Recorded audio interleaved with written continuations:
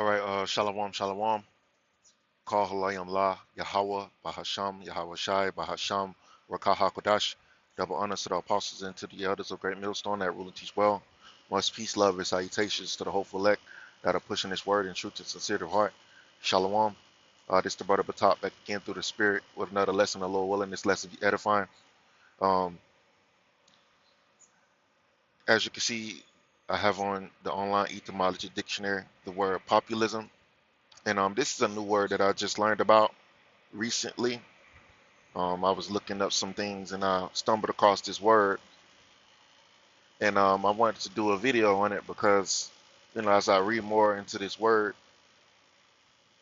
and get what it's all about, these people that um, follow this ideology or philosophy, they understood that they was being fucked over by the ruling class elite, and that's what these Americans today are starting to realize.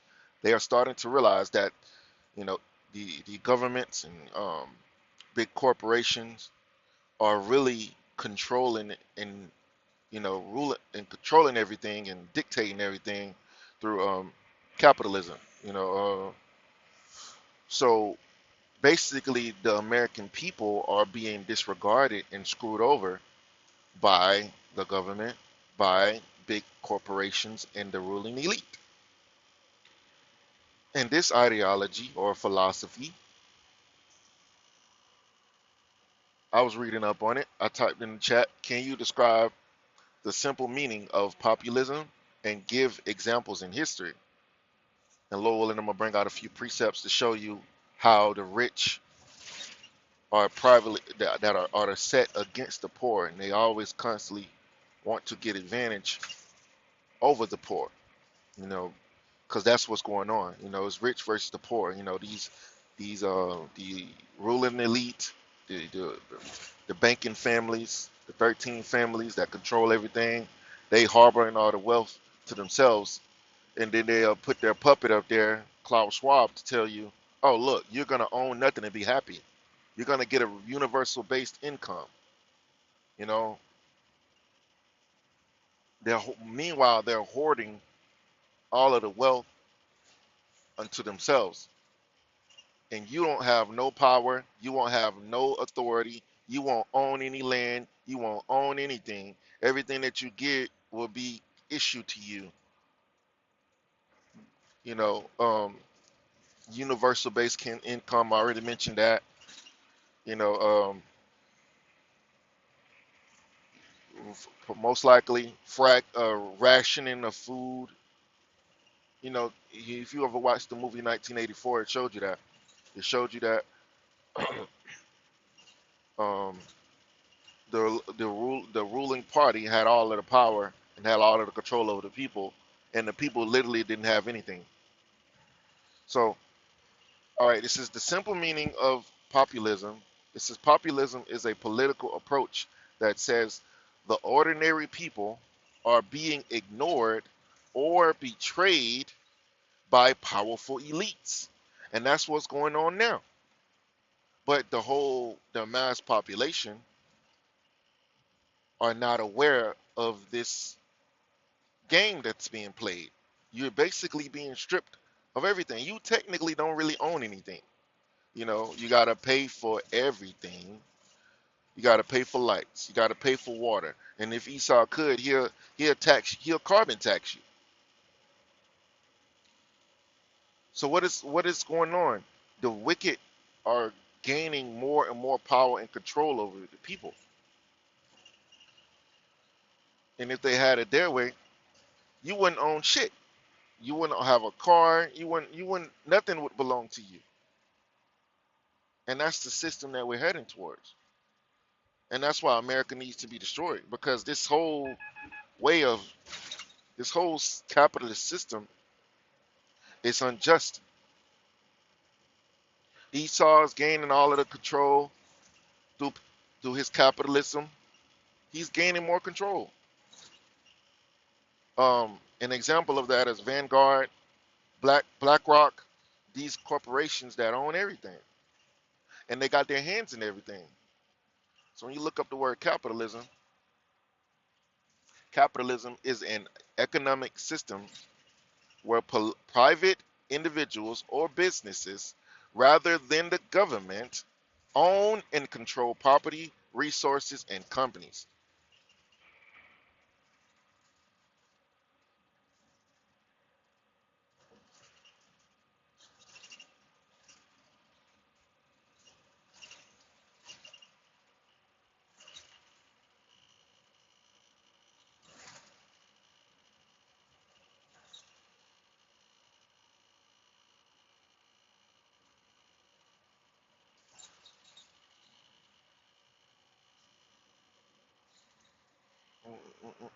I'm just typing in something real quick, see what Google says.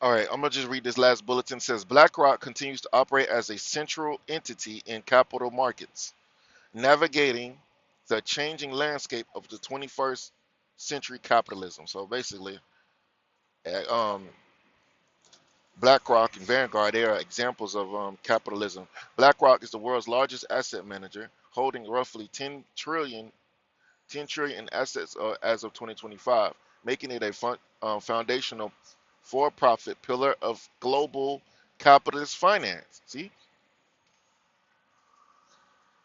so can you see that this is going on right now? This is going on today. Companies like this have all of the power,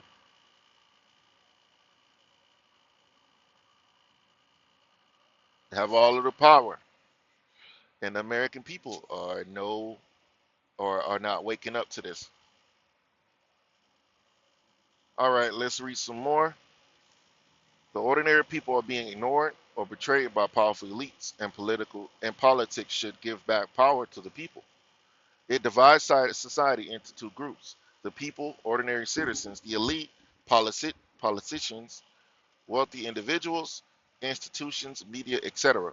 Populist leaders claim they represent the true will of the people against a out of reach establishment. Populism can exist on the left or right politically. It's more about style and message that more than I'm sorry, it's more about style and messaging than a specific ideology.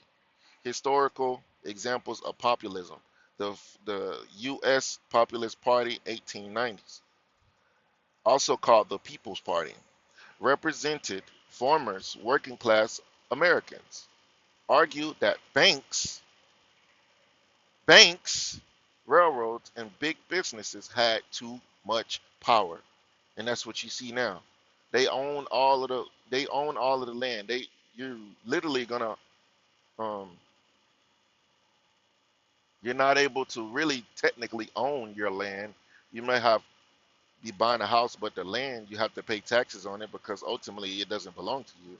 And even if you did pay off whatever you need to pay off, Esau can still um take that land from you.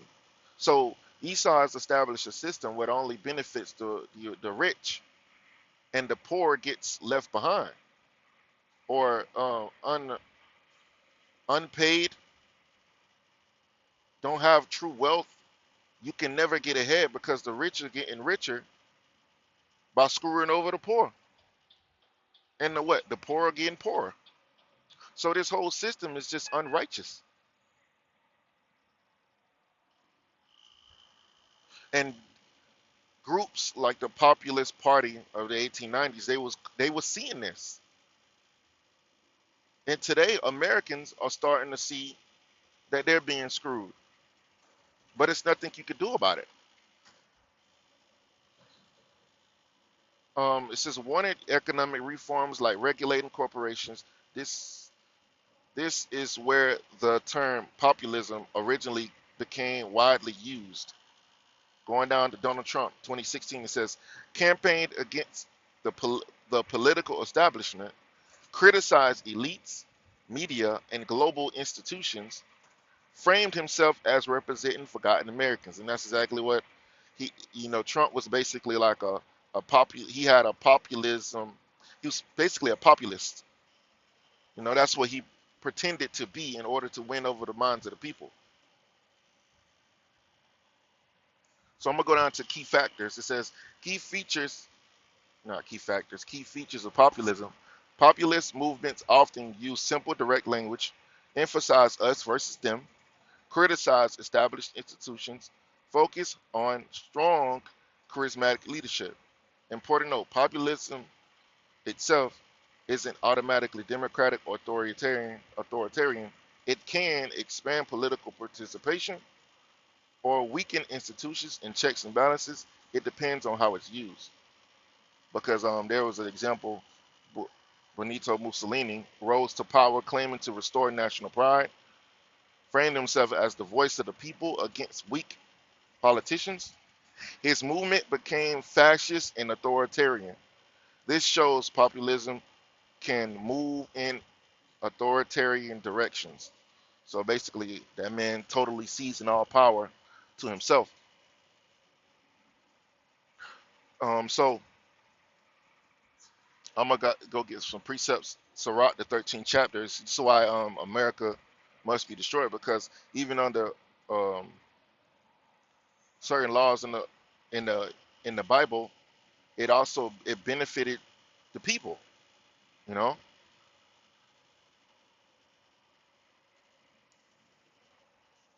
you can have land. You can have cattle and things of that nature.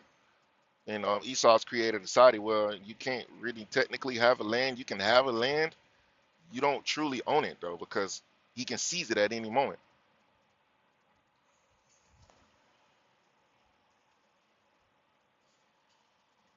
Sirach chapter 13, verse 18. It says, "What agreement is there between a hyena or a dog, and what peace between the rich and the poor?" Because ultimately, the poor is always going to be constantly a victim of the rich, or taken advantage of by the rich. That's what we see this capitalist society today. Oh, let's type something in on the chat.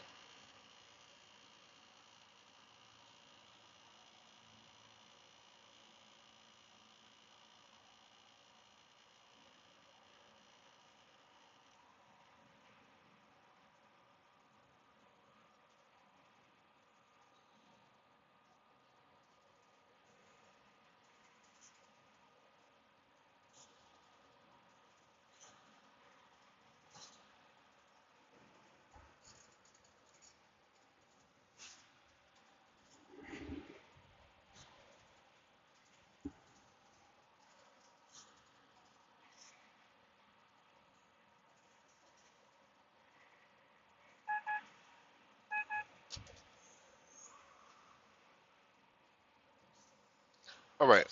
Now, it said capitalism can benefit the poor, but we know we dealing with Esau, Edom, the so-called white man. He doesn't play fair. He doesn't play fair. They don't do things to benefit nobody but themselves. So I'm gonna skip over these things that can be things that they do, but they don't. They can do a lot with all of the money and influence that they have, but they don't do it. They don't do things the right way because they're not set up to do it. The wicked are estranged from the womb. You see, so we can't sit up here and assume that Esau is gonna do right because he was accustomed to do evil. Like Scripture says. Let's go get it real quick. You think Esau gonna be righteous? It's gonna be fair? The Scripture says he's a niggard. Well, a niggard. Let's look at the word niggard. Sirach 14:3, it says, "Riches are not comely for a niggard, and what should the envious man do with money?" Sirach 14 and 10. It says, a wicked eye envieth his bread, and he is a niggard at his table. A niggard is a stingy person. So Esau is a niggard. He don't want you to have anything. Klaus Schwab said what? You will own nothing and be happy. That's what the ruling elite think. That's how they want to conduct a society. That's what they want to bring. And they're gonna bring it ultimately with that chip. Smart cities, lock you down, give you a universal base income. This is a total unjust society where the rich and the elite are gonna literally take advantage of the people, and you're not gonna own anything. You're gonna be a slave that's being controlled by the state. And your chip, your microchip, man, eternal slave. Sirach chapter. Wait, what was I reading? No, I was gonna get a precept. What was it? Damn. Ah, Dwari Habashimasha custom evil. Ah, I spelled it wrong. Jeremiah 13 and 23, it says, can the Ethiopian change his skin, or the leopard his spots? Then what? Then then may ye also do good that are accustomed to do evil? See, when Esau has a capitalist society, you think he's going to do good with it, or he's going to do evil? He's going to do evil. He's going to hoard everything to himself, and that's what you see. Everything belongs to them. How capitalism may not benefit the poor. It says capitalism often creates wealth, but not evenly. Not evenly. That means everybody get a fair share, but everybody doesn't get a fair share. We get the crumbs. We get the crumbs of capitalism.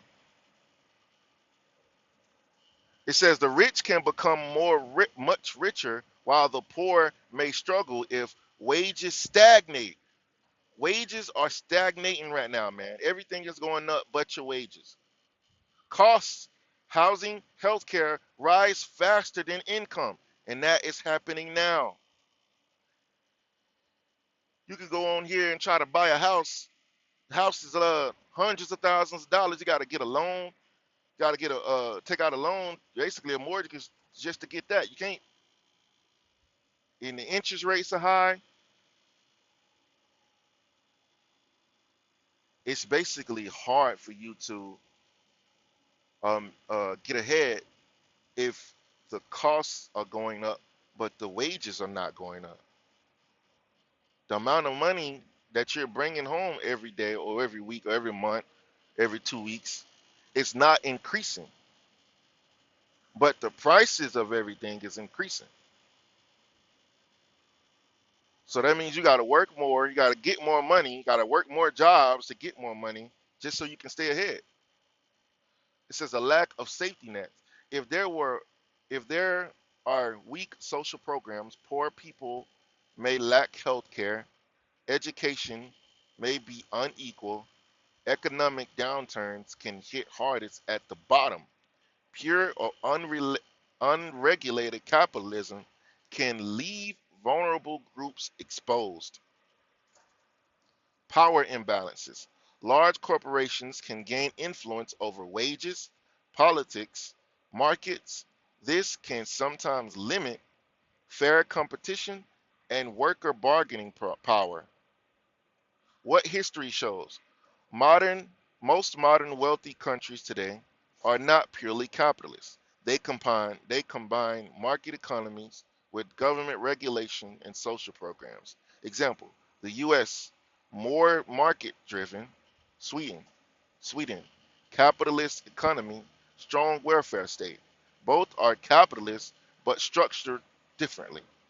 Bottom line: capitalism tends to increase overall wealth, reduce extreme poverty over long time periods, but whether it benefits the poor significantly depends on education access, worker uh, uh, protections, healthcare systems, social safety nets, fair competition laws. It's not simply yes or no. It depends on how the system is designed and regulated, which Esau don't give a fuck about how it's regulated for the poor. They only care about themselves. So let's go back to Sirach chapter 4:13. In verse 19, it says, "As the wild ass is the lion's prey in the wilderness, so the rich eat up the poor." And we're dealing with a ruler that is unrighteous. He's not fair, and the scriptures tell you about he shows no mercy. And the scriptures tell you that let me get it real quick. False balance is abomination to the Lord. So everything, God has to be properly balanced. Proverbs 11:1, it says, "A false balance is abomination to the Lord, but just a just weight is delight." So even when people that, what did Yahweh Shah tell the rich man? Give to the poor. You think Esau does that?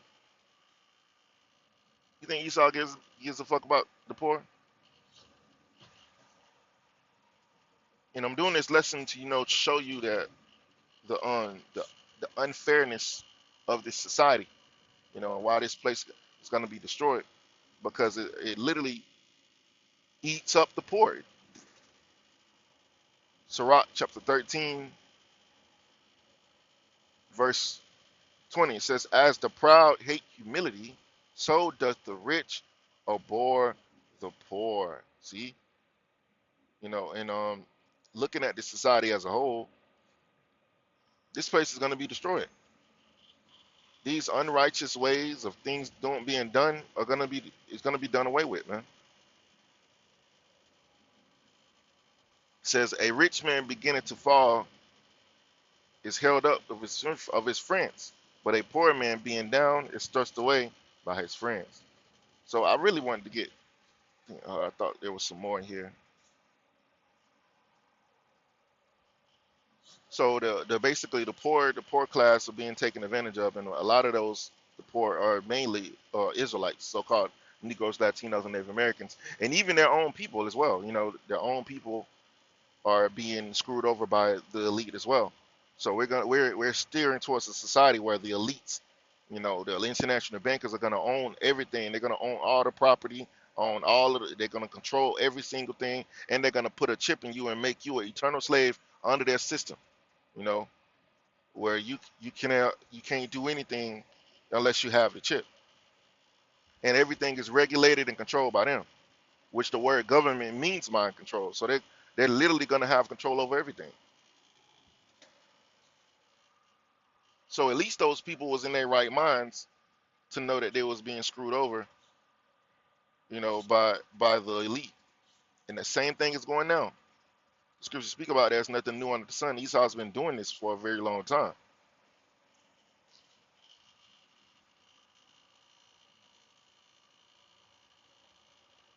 If you're gonna be in a position of power, you have to deal justly. But Esau's not gonna do that.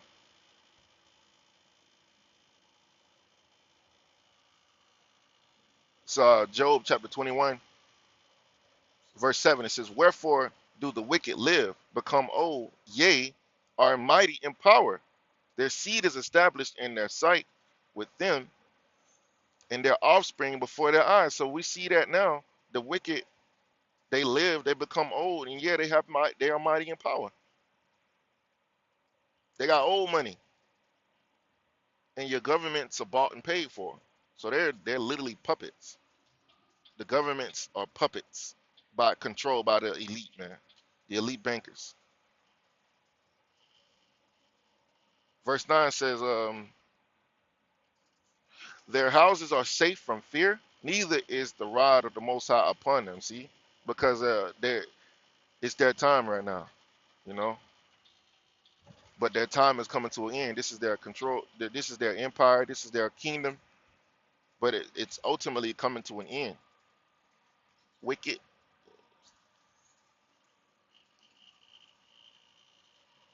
great power. Psalms 37 and 35. It says, "I have seen the wicked in great power and spreading himself like a green bay tree." Esau controls all of the. You know what they say? Give me control over a nation's money, and I care not who makes the laws. Because if you control the money supply, you control the nation. And a lot of the control comes through debt slavery, debt bondage.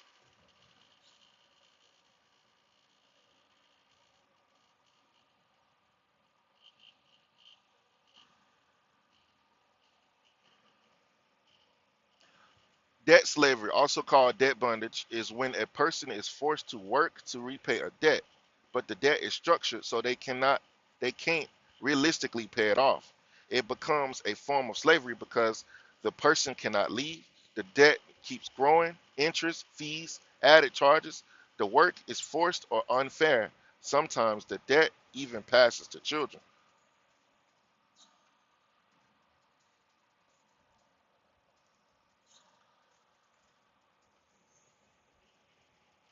This is a this is Hebrew law allowed temporary debt servitude. Debts were supposed to be released every 7 years. Slavery was meant to be temporary, not permanent. So there's no jubilee here, man. Where Esau have a debt on you, he make you a slave ultimately for life. And that's what we're experiencing, man. It's all a part of these games. It's a part of all a part of the system, man.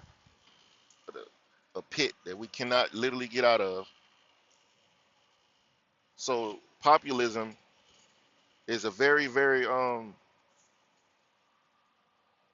it's a new word that I'm learning, and it shows you that at least in the ancient times, people had a good head on their shoulders. Now the people are so dumbed down, they don't realize they're being fucked over. But some are waking up, though. Let's see, I was gonna get a precept, but I just don't remember what it was. Oh, Isaiah chapter 10, verse 1. It says, "Woe to them that decree unrighteous decrees and that write grievousness which they have prescribed." So all of the things that's happening in the society now are because Esau has prescribed all of these things. He set up the society this way to benefit himself, the elite, the ruling class bankers, man. They gonna own everything. They control everything. They control nations. They control people. They control the money supply. They control the debt. They control everything, man.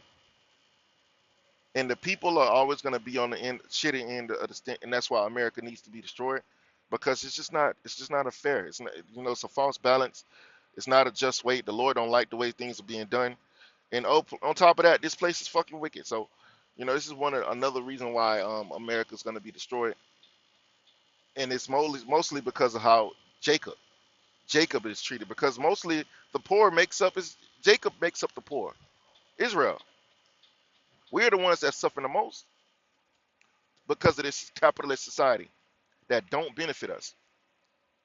We just get the crumbs off of the table of the elite, the crumbs, and we barely get that. They want to take the crumbs away. So I hope this lesson was edifying. This is a new word that I was learning, so I wanted to do a lesson in Lord willing, line it up with the scriptures. Based on the rich and the poor and how the poor are being neglected by the rich. Well, that's not supposed to be the case. If you are in power, you have riches. It's supposed to be some type of welfare system for the people, but the welfare system is not righteous. Even within America, you have to kick the man out of the house in order to get certain services. So you literally have to destroy your house in order to get government services or welfare. So it's totally unrighteous, man. There's supposed to be some program that benefits the people, but ultimately it's all a trap. Because that's all Esau want to do. He want to snare you up, and so it's just, man, this place just needs to be destroyed, man. Because you'll never get ahead. You'll never get ahead, man. You'll never get ahead.